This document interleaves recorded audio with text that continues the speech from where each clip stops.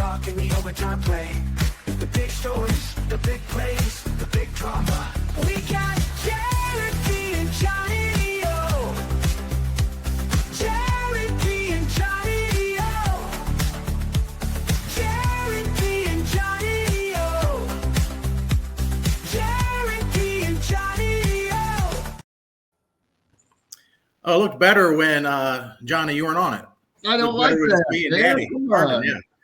Welcome to episode 43 of Overtime with Jared P. and Johnny O. Special guest from Fox 8 sports anchor Danny Harnden, and he's on vacation but still joining us.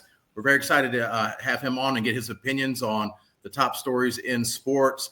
Just give you the layout before we get to our title sponsor. We're going to do an NBA Finals preview, and we can see how that goes and how the NIL is continuing, and at least in my opinion and maybe others, to ruin college basketball with drama between NC State and Carolina, as NC State took one of Carolina's guys for the first time ever as a transfer.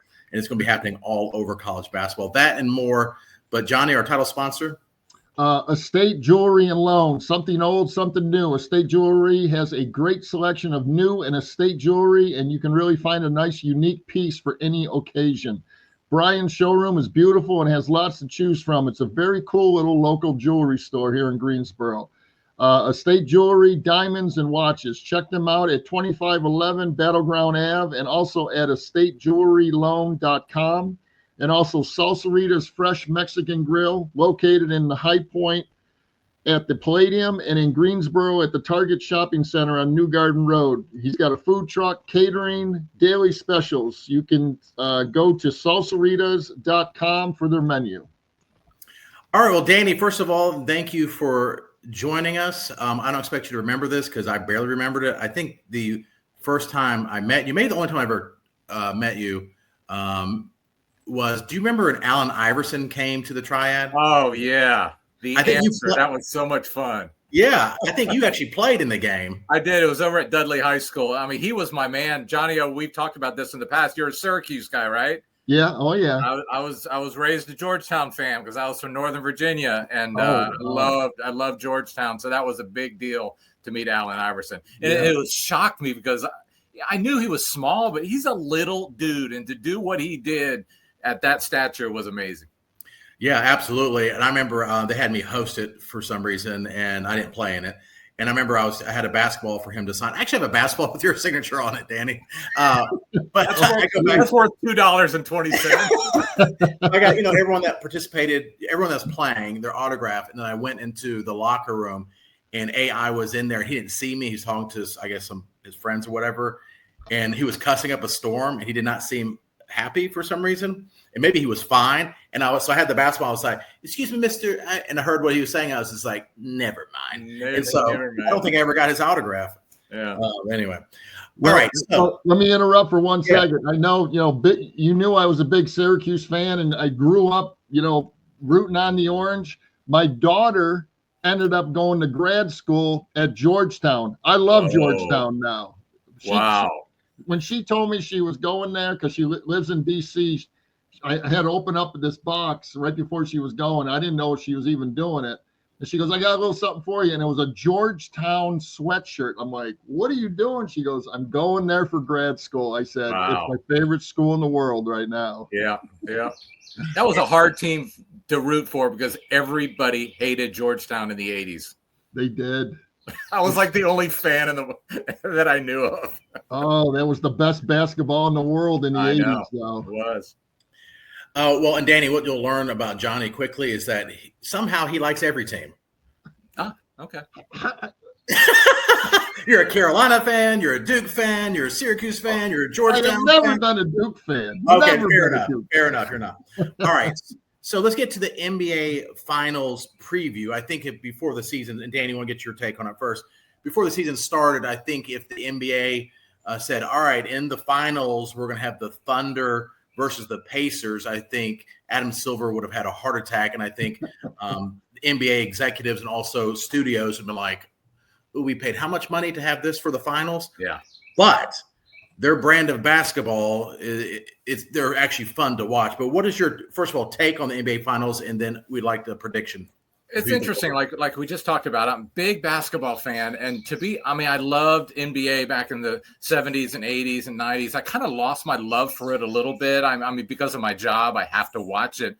But the last few years, man, I think the NBA's made quite a comeback. And you know, I was doing a little research on this because I was just thinking about, we were going to talk about NBA finals. Think about this: since 1980, every NBA finals has had a Bird or a Magic or a Michael or a Olajuwon or a Shaq or a Kobe or a Steph or a LeBron. I think it's something like 41 of the last 45 had one of those guys or a Duncan. And they've always had star power. This year, we don't really. I mean, if you're not a big time NBA, game watcher, you don't know who Halliburton is. You really don't know these guys. You don't know Shai Gilgeous-Alexander. You don't. But it's going to be great basketball. It's going to be a great series. But as you mentioned, Jared, the TV ratings they're going to be low.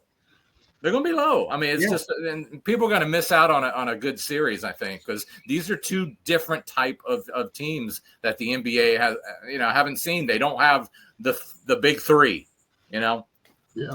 Yeah, and I think with the SGA, I mean, SGA is like it's kind of like the star you want on your team. Oh yeah, but then it's not really the star you want to represent the league because he's not flat. I mean, his game is awesome, but he's like they say he's a free throw merchant. He's not a great 3-point shooter. He's just a really smart, makes the right play. Look up, he has 35 points. He has like the most 35 points. I remember I took my kids to a Hornets game a couple of years ago, and he was a young player, and I think the Thunder won 20 games that year, and the Hornets, of course, were the Hornets. And we're like, who's this SGA guy? And then we look up, he has 40 points, and he's just that's who he is. But they don't have the star power, and they don't have I don't think you have to have a big market because of the way social media and different things are. But these are two teams, which I do like the fact that you have the Thunder. Yes, you can count the Sonics, but no one really counts them. I like the fact that the Thunder have never won a championship, and the Pacers, obviously the Pacers have never won a championship. So that part's a little exciting to me. Johnny, what do you think? I think it's fantastic, and it is fantastic basketball. I've been begging people to watch the NBA the last few years because a lot of people are still sucked into back in the 80s and 90s and early 2000s saying, the basketball nowadays it's not that good. It's really good. The NBA is loaded with incredible talent, okay? And now you mentioned, Danny, great point on, the big stars, the Stephs and, of course, LeBrons and all those guys. But these teams are built. They're not bought, these two teams playing. And when you mention stars, SGA is a star. Pretty close to a super. You almost have to say he's a superstar now because he's got the MVP. Jalen Williams, Chet Holmgren, those guys are stars, but they just haven't been in the league long enough. And now I think OKC is going to win the championship. When they win it, they're going to be well known, and hopefully they stick with Oklahoma City. I hope they don't scatter, which would be great. And they're so young. The average age of that team is 25 years old. Gilgeous-Alexander is only 26. Jalen Williams, who is so underrated, that kid is fantastic. He's 24 years old. And I love Chet Holmgren's game. As long as he stays healthy at 23 years old, he's something special. And then on the other end, Tyrese Halliburton, what can you say about him? Here's a guy that got, I think, maybe 2 minutes in the Olympics, okay, when they won. Never said a word, just a great teammate. And I think that carries over to what he's doing for Indiana right now. He's a great teammate, and now he's putting up some serious numbers. And let's not forget Pascal Siakam, who was a star for Toronto back when they won the World Championship. He's been on fire for this team. I think he's the star of the team almost as much as Halliburton. I love Siakam. Absolutely. What a great game he's got. These are two great teams, high-scoring teams. They both average almost 120 points a game during the playoffs right now. But OKC only gives up 106. OKC actually, yes, this is the NBA. They're actually playing defense, and they do have a good defense. So I think Johnny, you mentioned earlier about, people I don't watch the NBA anymore. They don't play any defense. Oh, yeah? OKC plays defense. They'll get in your face. They will shut you down, especially when they need a stop. And Indiana, that's another team that they can turn defense into a bucket in a second. Man, they run. It's so many turnovers, and they get the steals, and I mean, all of a sudden they're going in for an easy layup within seconds. They're fun. Both teams are a lot of fun to watch. I'm happy for both. I wanted the Knicks just because of New York thing, and maybe have that. Indiana deserves to be in this championship series. Yeah.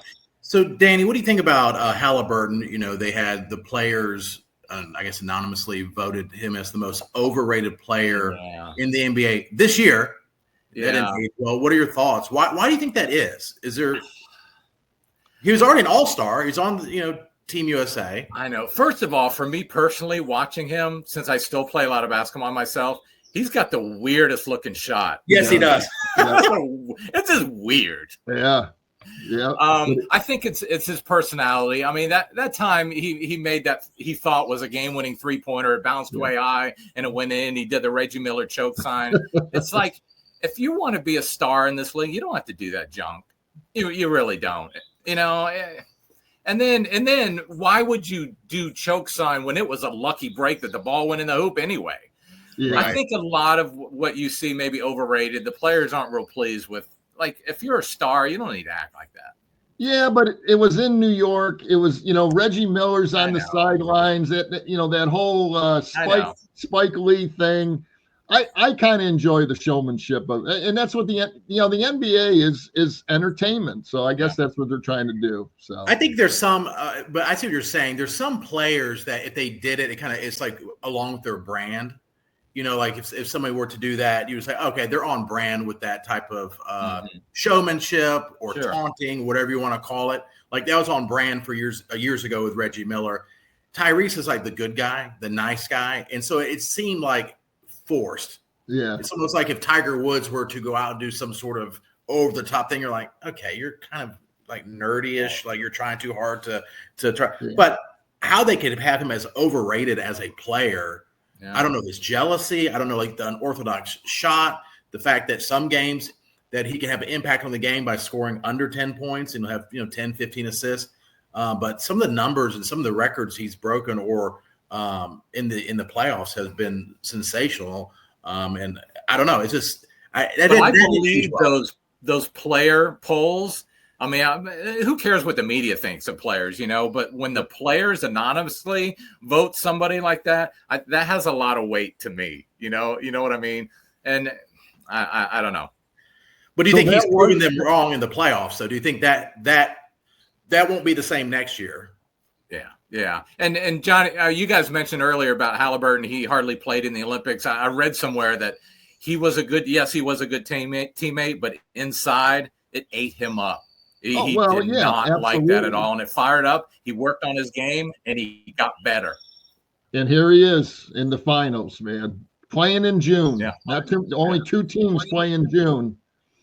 Well, then Jason Tatum didn't play either. I mean, it didn't play as much. So it's like that was a weird thing. Steve Kerr, he rolls with his guys, I guess. But, but the great players, Danny, you would know this. The great players use that as fire inside them. Some players could fold and become worse or get in their head, but Halliburton has really stepped up. I mean, coming into the playoffs, it was like the Celtics are definitely going to win, and then the Knicks took care of that.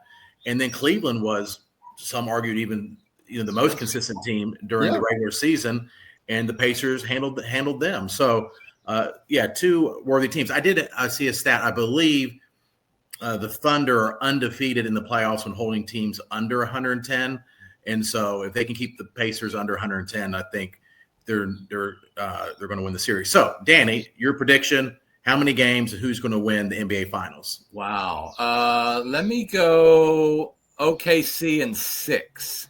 No. Okay. OKC. I think Indiana will win a couple and make it competitive. Johnny?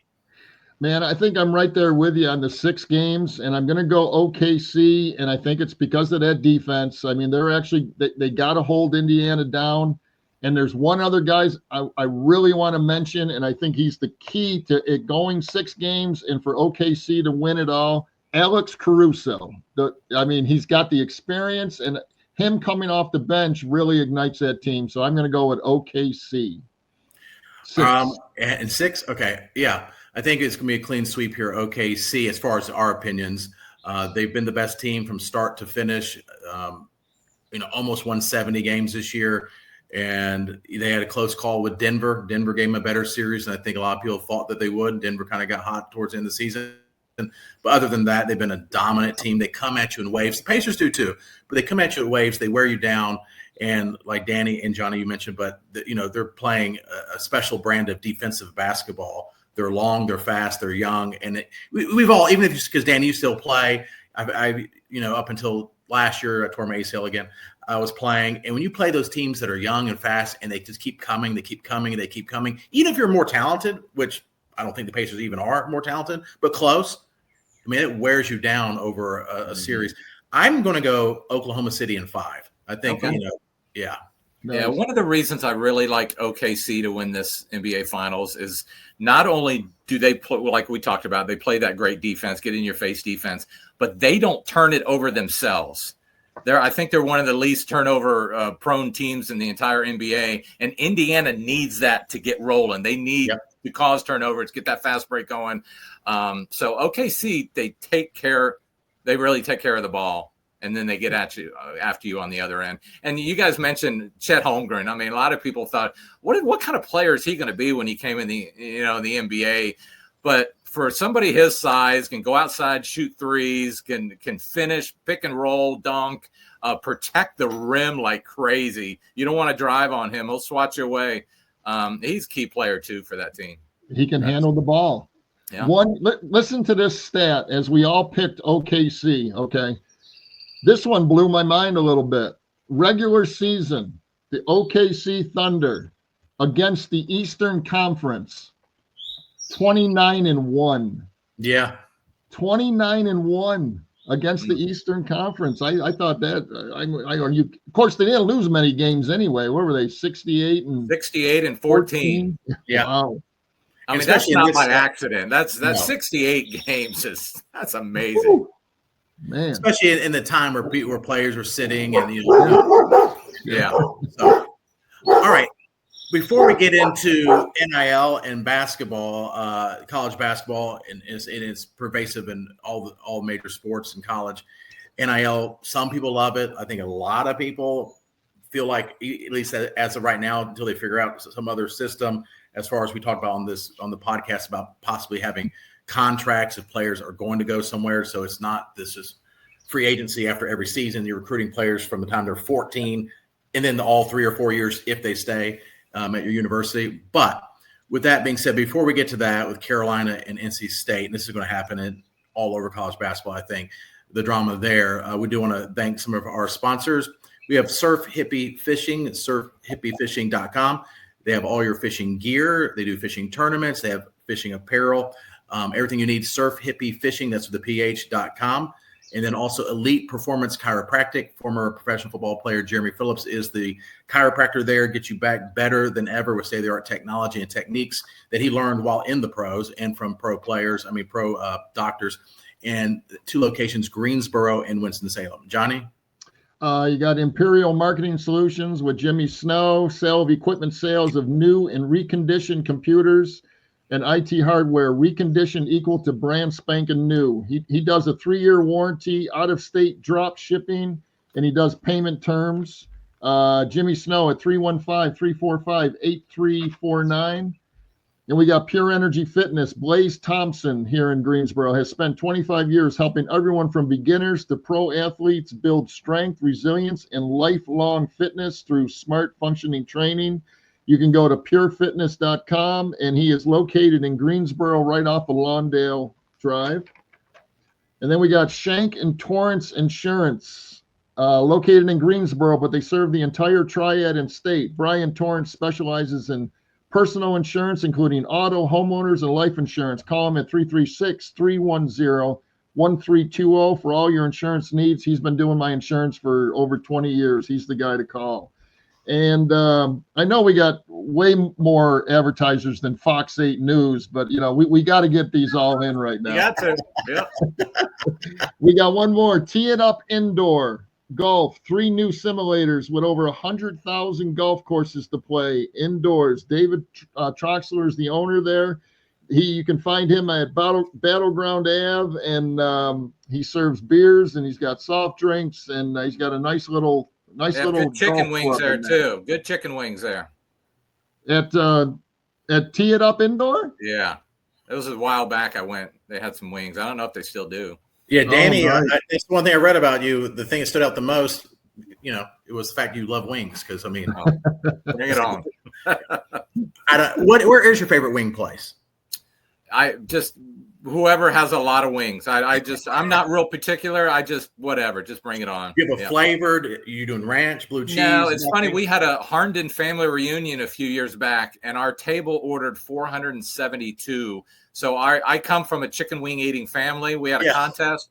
I had 36 and finished in 6th place. Wow. My brother had 72 and won. Oh my God. I come from a chicken wing eating, and his was nuclear. Mine were just plain.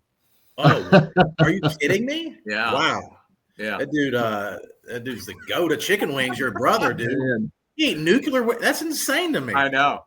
All right. And Danny, you have a podcast. Do you want to plug that real quick? Yeah, it's called Casey and Danny Talking Sports. It runs every Tuesday live at 2:30, and then it runs a couple more times later on that Tuesday, and then a couple times on Thursday. And we just chat for 30 minutes, just kind of like what we're doing right now. It's been a lot of fun. Yeah, I've watched some of it. You guys do a good job. I do have a bone to pick with Kevin Connolly. I don't know him personally. Been in the triad for years, so you have doing a great job with Fox 8. It's nothing he did, but one year I went to Western Guilford High School locally when I growing up, and they asked me to host their Hall of Fame banquet, and I was like, oh, okay, and I was like, this is really cool, and they're kind of giving me the rundown, and they're like, yeah, and I found out later the only reason they asked me to do it is because Kevin, who apparently has done it 3 or 4 years in a row, was not available. I'm like, I went to Western Guilford, he did not, and this is the first time you're asking me to do it. And so I was like, take me off the board. I'm so offended by that. Not because Kevin's not great, but I'm like, seriously? I'm your backup plan? Anyway, that's my life for real. Yeah. All right. So, Danny, I think you can relate to this because you went to Arizona State, correct? Correct. And then once you graduated, didn't you work at Arizona? I did. I worked down in Tucson, and don't tell anybody, but you're not supposed to do this, but I started rooting for the Arizona Wildcats in basketball because I got to go to the Final Four when they went to the Final Four. So I root for Arizona in basketball, but Arizona State and everything else. Yeah. I mean, so you get Van Leuben. You were Van Leuben 30 years ago where you're just a total traitor. No, I'm kidding. But so Van Leuben for Carolina, he transferred in. He was only there for 1 year. But he released a statement, hey, I'm putting myself out there in the portal, but I plan to come back. And then just yesterday or day before, it was just yesterday, I was at church when I got the alert, and I had to repent right afterwards. I'm a big Carolina fan. I'm like, seriously? And said he's going to NC State. And he's the first Carolina player in his program's history to go directly to NC State from Carolina. There's been other players that have left, either sat out a year or went to another school and then ended up at NC State. It's happened a couple times, but directly, and that's NIL. And so I want to get your thoughts on NIL in general. And we don't know yet. My understanding probably is he got offered more money and maybe, a bigger role of some sort, but we don't know that yet. I understand you're upset that he's going to State. Are you upset that he's leaving? Yes. Because I felt Van Leuben played very well towards the end of. Do I blame him if he's getting more money? No, I don't blame him. But this isn't about. Well, my point that I brought it up, he wasn't going to start. Right. Well, the transfer from Arizona, Henry Vasar, is NBA guy. I mean, he was going to start. I doubt that Van Leuben was going to start for North Carolina because you can't have 2 7-footers at once. the second half of the season that he was did. playing very good He basketball. was, but he wasn't going to start over Vasar. Wow. Yeah, I guess I'm so used to the Roy Williams years where he would play two bigs at a time, and I don't know what Hubert Davis is. I don't know, I still don't know his vibe. I still don't really understand exactly what type of offense he's running. What type of? It seems more of like a pick and roll type. Great point. Danny. Great point. Yeah, what kind of offense I've been so frustrated with them. I mean, I root for everybody. I root for Carolina, Wake State, Duke, everybody. But the offense the last few years is stand around, somebody dribble, go one-on-one, shot clock down to 5 and jack up a shot. Yeah. What is that? That is not Carolina basketball, I'll tell you that. They made it to the, they lost by 3 to Kansas in his first year there. I like Hubert Davis. I mean, he seemed like a great person. But there's no culture there. There's no identity. They have no identity on offense or defense. Yeah. And so to me, it seems like, this is a make or break year, but you also have a blueprint. You don't have to do the same thing that Roy did or Dean did, but you have a blueprint of playing two bigs and usually leading the NCAA and offensive rebounding. And last year, they did a little bit better than the year before, but not great. And they're almost dead last in 3-point percentage. There's just it's one-on-one hero ball, and that doesn't work, especially with the athletes that we've gotten recently. But but back to the original question is, so does this bother you with this, you're with the teams that you like Arizona, if Arizona players start going to ASU, which probably would never happen. But I understand that frustration. My thing on the whole NIL deal is great. I'm glad the players are getting more money. Good for you. I think we need to make them, you probably have heard about this, employees. Yeah. You sign a contract. Thank you. You sign a contract, 2 years, 1 year, whatever. And you know what? If I don't perform at my job, they cut me. If you don't perform at your job, they cut you. But if you do well, bring you back next year. I want them to make a lot of money. But there's got to be another side of, let's make this an employment deal. And if you don't, then get on out of here. Sign a contract. And you give me a commitment of multi-year. I mean, Jared and I have talked about this a couple of the shows. Everybody's a free agent at the end of the year. I mean, sign that 2 or 3 year contract and stick with it. And then Hubert Davis would be able to maybe start get the system back. He's got new players all the time, along with all these other teams. But I will say this, there is a new sheriff on Tobacco Road, and his name is Will Wade, man. He's bringing the boys in. 8 transfer portal guys coming in. Look out for that. They're their first couple of years are I think they're gonna be fine, really good right off the bat with this Will Wade. Yeah, and all of us are basketball fans, and we missed the days where guys stayed and you got to know them. Think about this: Van Allen Lubin at a reunion 30 years from now, or just at a party 30 years from now. He's sitting around and somebody goes, "Hey, where'd you go to college?" Usually you say Arizona State or whatever, Syracuse. You go, I went to Notre Dame, then I went to Vanderbilt, then I went to Carolina, then I went to NC State. I mean, can you imagine? No. And they're like, you went where? A new school every year? Well, then the next question will be, well, did you get your degree? Oh, no. I just worked for those schools, man. Yeah, right, exactly. I'm not with you, Danny. I know Johnny is with some sort of contract, some sort of stability, because I think it's going to hurt the game long term. The fan base is hard for us to keep up. We're all busy unless you're a diehard fan, because with anything to be successful, you want your niche audience, of course, and but you want to be able to expand to casual viewers or people who check in, or there's a story, so they got like Caitlin Clark. I got to see this person play. But every year, when it's not only just one and dones, but then it's one in transfers, that's tough to follow. And so I think the NCAA has to figure something out. And then I don't know if you heard this report with Cooper Flagg. Reports are that he made as much as $28 million for his freshman year. There was reports of 5. There was maybe it was 12. The report just came out a couple of days ago that he made upwards of $28 million, and some of that may have been a multi-year contract with some of these endorsements, but still, there's a lot of money to be had for these top players, obviously. Yeah. And Jared, since you're a Carolina fan, Caleb Love, he ended up at the school I root for, the Arizona Wildcats. And think about this: Henry Vasar was the player to be named later in that trade, because Vasar went from Arizona to Carolina. I know, it's crazy. I mean, there's some excitement about it. There's some, but I think we get the contracts that can solve it, because at least for the NFL, free agency is like their biggest deal. But the turnover is just crazy. And then you have somebody like a Caleb Love. He stayed at Carolina. You have R.J. Davis, Caleb Love, and I know there's a whole backstory with that. You can imagine how much better that team would have been, maybe, if they would have stayed. And I know you Tar Heel fans, real quick here. Are you Tar Heel fans? I know you were frustrated with Caleb Love at the end, but he went to Arizona, and I watched almost every single one of his games the last 2 years.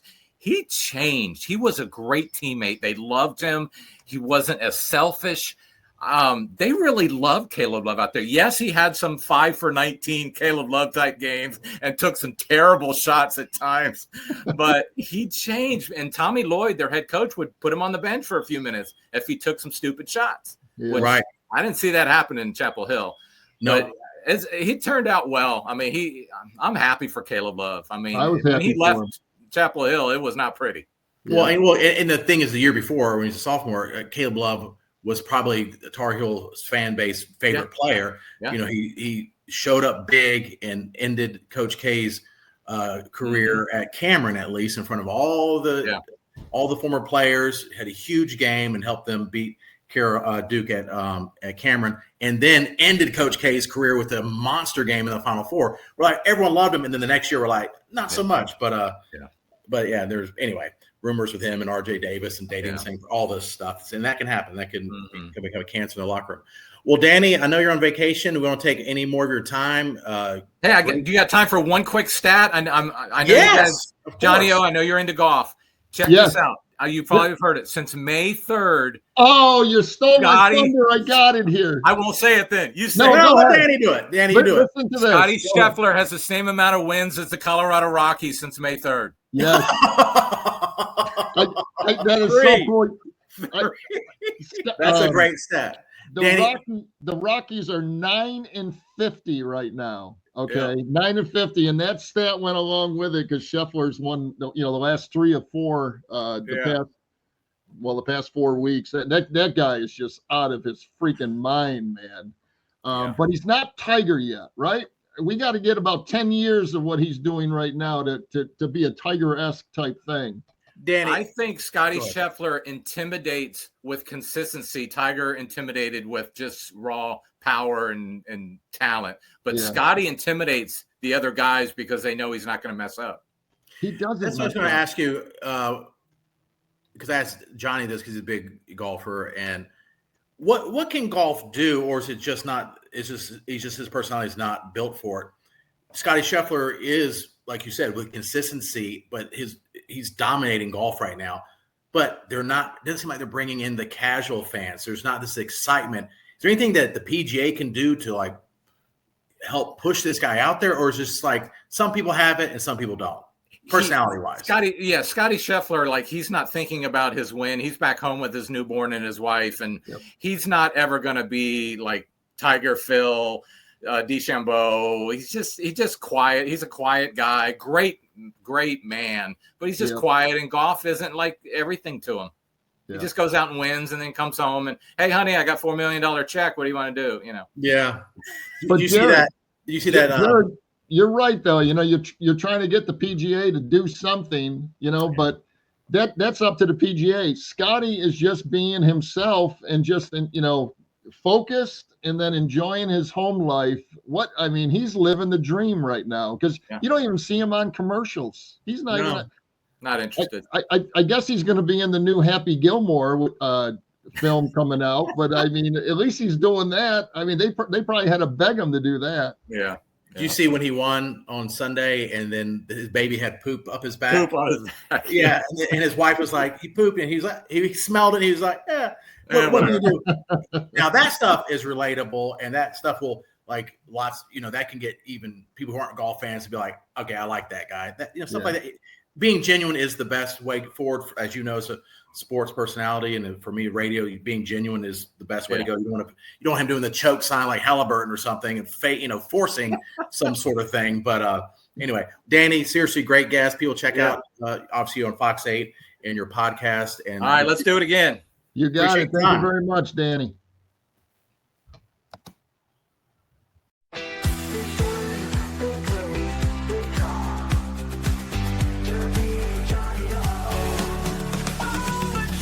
We're not talking overtime pay. We're talking the overtime play. The big story.